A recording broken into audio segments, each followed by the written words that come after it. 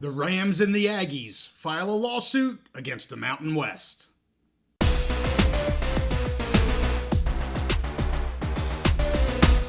Conference realignment is always in the news, so we're back here on the Big Mountain to keep you updated. JY here without his good friend Steve to talk about the newly filed lawsuit Colorado State University and Utah State University have filed against the Mountain West Conference in Colorado. I want to be clear, this is a state lawsuit. It was not filed in a federal court like the PAC lawsuit was not too long ago regarding their poaching penalties. This filed in a district court in the state of Colorado. I want to start off here regarding jurisdiction and venue for those that follow us and that have been following us regarding the FSU and ACC lawsuits. We know they can't even get off of this page and hear the lawsuits there because they're still dealing with jurisdiction and venue. So I want to start with this, then I'm going to dive into the lawsuit, tell you what it says, tell you what both of these plaintiffs, and you're going to hear me say plaintiffs a lot. That means Colorado State and Utah State. When I say plaintiffs, obviously here the defendant is the Mountain West. What they have to say, what they're looking for, and then I'll give my opinions here at the end. We're going to have a live episode tomorrow night to where you can hear Steve's comments and his opinions of what he thinks is happening here in this lawsuit. So again, regarding jurisdiction and venue for this case, the plaintiffs say the district court in Colorado has both general and specific jurisdiction over the Mountain West Conference as the conference has been incorporated in this state, has its principal place of business in this state, and transacts business within this state. Venue, they say, is proper as they claim the anti-competitive conduct was suffered in Denver County. So this district court is in Denver, Colorado. Fortunately here, I'll give you my opinion. Thankfully, this all makes sense. It should be heard in this court. Clearly, there is jurisdiction. There is venue. I don't see this being nearly the problem that we're having in the FSU and ACC lawsuits, both in North Carolina and in Florida. So here, at least we got this right. We got the right jurisdiction and we got the right venue. Let's get into what this lawsuit is saying. In the introduction of this lawsuit, the plaintiffs state that Commissioner Navarez has taken extraordinary and unauthorized actions to violate membership rights and also Colorado law. They say that the commissioner took actions that the membership would have never approved and covertly and impermissibly purported to amend the bylaws to justify her unilateral actions. They are now threatening, this being the conference, to withhold tens of millions of dollars that is due to the plaintiffs and the other departing members.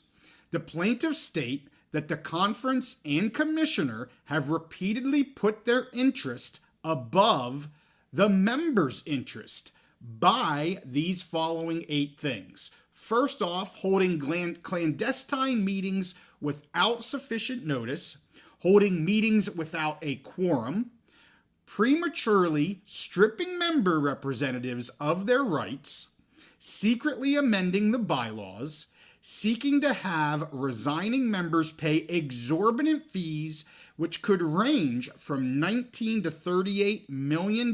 Remember, that's either 3 times the yearly average distribution or 6 times the yearly average distribution as it is stated in the bylaws. So that is the exit fee for these schools as stated in the bylaws. Number 6, threatening to withhold tens of millions of dollars from resigning members. Number 7, entering into unauthorized side deals. And what they mean by that are these agreements, this MOU that has come out of the Mountain West with the 6 members that stayed on. We'll get into that a little more detail. And then number 8, refusing to provide members with access to conference records in an attempt to conceal their improper actions. So certainly getting a little salacious with what they're saying here. I don't think it's over the top, certainly not some of the things we've seen with FSU, but they're using some fairly strong wording here, of course.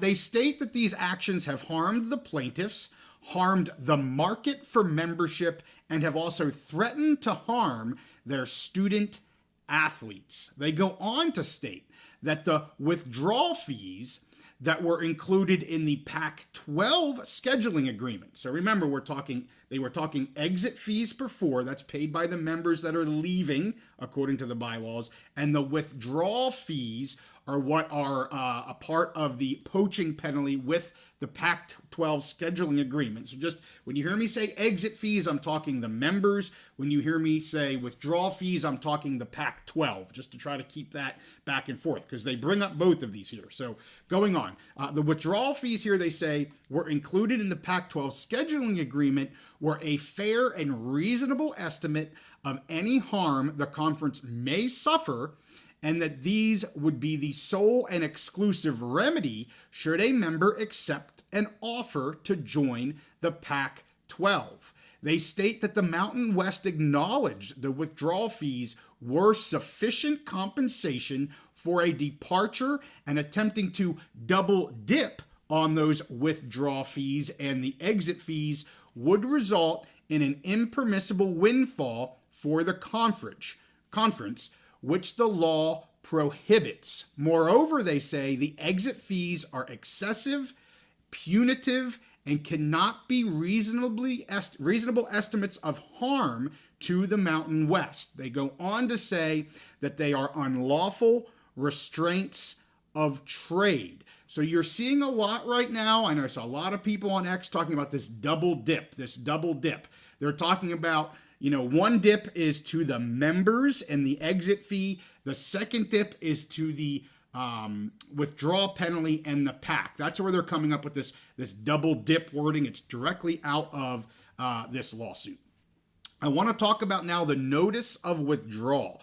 The plaintiffs say that while they announced that they had accepted invitations to the Pac-12 on September 12th, 2024, they never followed through with the resignation process that is outlined in the Mountain West bylaws. That being a written notice to both the conference and the members, and also a $5,000 payment to the conference. Nonetheless, after this announcement was made publicly, Commissioner Navarez issued a letter to these departing schools. At that time, it was the four. This didn't include USU yet. So those four schools, saying that they owed the exit penalty and any future payments would be withheld from them because of the exit fees per the bylaws. Remember, this all happened in September. Here we sit now in December with this filing. After these public announcements were made by the four schools, a meeting, according to the plaintiffs, was promptly called but then subsequently canceled. However, the plaintiffs believe that a meeting was then held without the departing members being present, which the plaintiffs say, is in violation of the bylaws. Subsequently, bylaw revisions were made. That was dated on September 13th. However, the departing members did not receive a notice of the meeting to consider and adopt the bylaw changes. Also, the departing members did not receive any notice of any board meeting relating to the signing bonus agreement to retain the 6 Mountain West full members. Lastly, they state the Mountain West has resisted to work and even has stonewalled the departing members in their attempts to gain information. The conference has continued board meetings without notice to their departing members and has not included the resigning members in these meetings, and has refused to turn over the minutes of the meetings since September. So, these plaintiffs, Colorado State, Utah State, bring 8 cause of actions that they are requesting declaratory relief for. Number 1 is the exit fee is unenforceable. The plaintiffs contend that the fees bear no relationship to any harm the Mountain West may suffer, and is a penalty that is to restrict movement to other conferences. The conference should be stopped from enforcing these exit fees given the representations they have made regarding that Pac-12 scheduling agreement and the withdrawal penalties. Number 2, violation of the antitrust acts. An exit penalty is a restraint of trade that harms competition, according to the plaintiffs. They state that the Mountain West has significant market power and the Mountain West conduct has directly caused the plaintiffs injury. So I did find it really interesting that they say the Mountain West actually does have significant power here, at least in the western half of the United States. For those that follow me, you know I've been banging that drum as the premier Western Conference, of course, well before all of this fallout has occurred in September. And as we sit here today, that is what they are.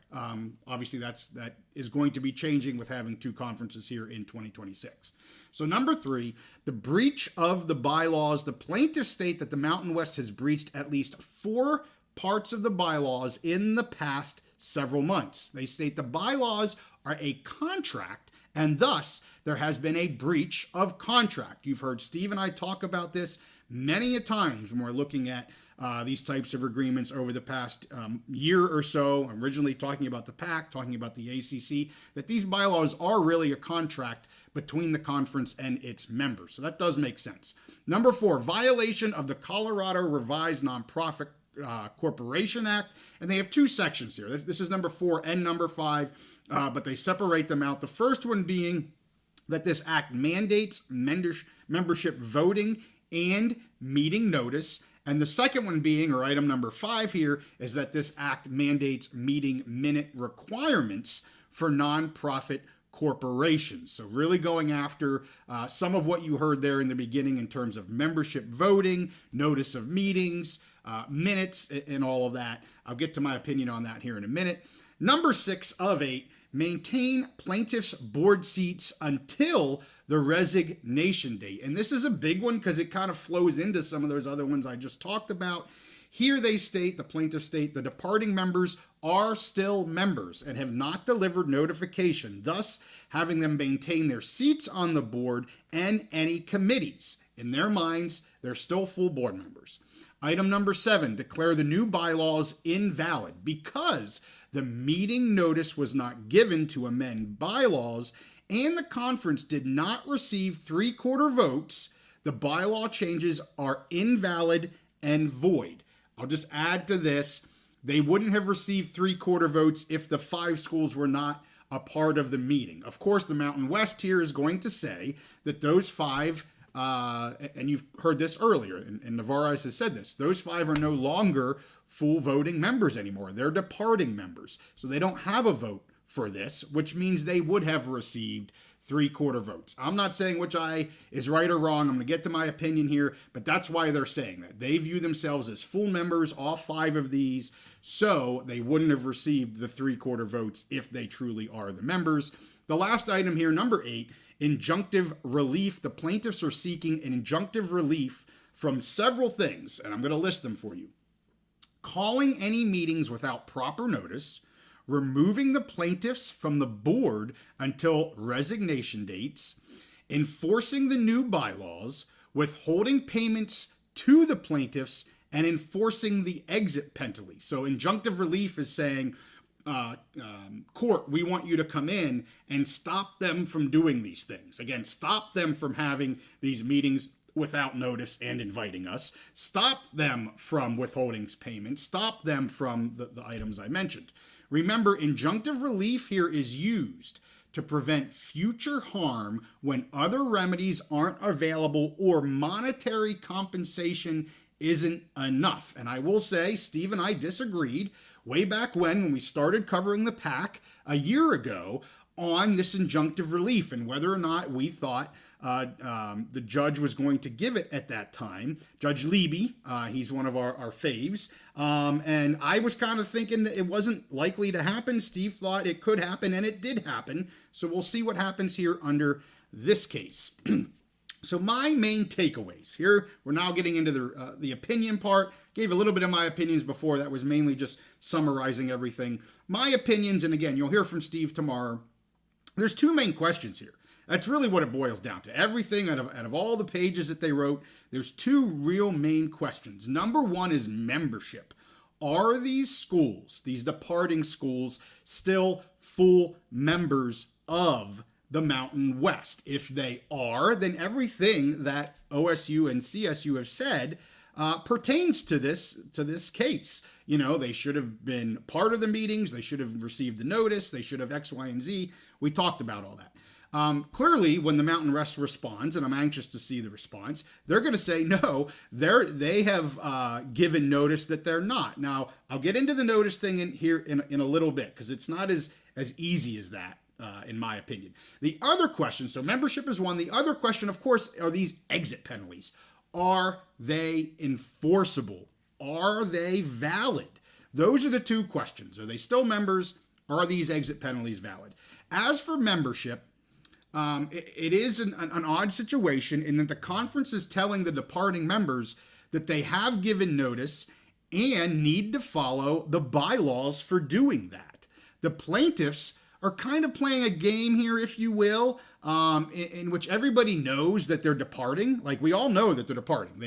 Again, very similar to what we saw with the PAC. It came out in the news that they were going to leave, but they said, no, we didn't really give notice. We were just informing everyone. Okay, it's kind of a game being played. Y'all are leaving. You want to go to the PAC, and I wish them well. I don't have ill feelings for the schools. Certainly, I would like them to stay in the Mountain West, but hey, to each their own. So they're kind of playing this game, and they're choosing to kind of not follow the bylaws right now because they want to maintain full membership for whatever reason. I will say the bylaws are clear for what this interim period means. It actually stipulates that. I'm not going to go over it in this episode, but it's much more detailed than what we saw with the Pac-12 a year ago. It says, when somebody gives notice, from that point, when they give the notice until they're actually out of the conference, there's an interim period, and the bylaws stipulate what that means. So the Mountain West again is saying, you gotta follow the bylaws. You're clearly leaving. Do this, and they're like, the schools are like, nah, we didn't just do that, right? We're leaving, but we didn't notify you exactly the way that we're supposed to per the bylaws that we're leaving. So remember, a courtesy oral notice was given, and that's where all of this kind of came out. There was the oral notice, and then it hit the socials that they were leaving. But phone calls were made. Again, they call this a courtesy oral notice, but no written notice. Navarez stated that the bylaws sections did apply to them, and they did not need to attend the board meeting on short notice to discuss issues relating to membership and the future of the conference. So that 13th meeting that they're saying happened, they said, Navarro said, this bylaw section does apply to you, you're leaving, and you do not need to attend because the meeting is going to be about moving our conference forward without you in it. Makes sense. I get what CSU and USU are saying here, but certainly from the Mountain West side, it makes sense that they're going to hold meetings without those schools to figure out a path forward, and even if there was a path forward. If it is determined that they have given notice and are not full members, relief numbers 3 through 7 that I talked before really are kind of mute. I mean, they all have to do with membership. Items 3, 4, 5, 6, 7 all have to do with membership. So a lot of these requests for declaratory judgment become mute if they're determined to not be full members. So moving on here, I think it is interesting that so far we only have 2 of the 5 schools that have joined this litigation. Of course, I'm only talking about CSU and USU. I'm not talking about Boise State, San Diego State, and Fresno State.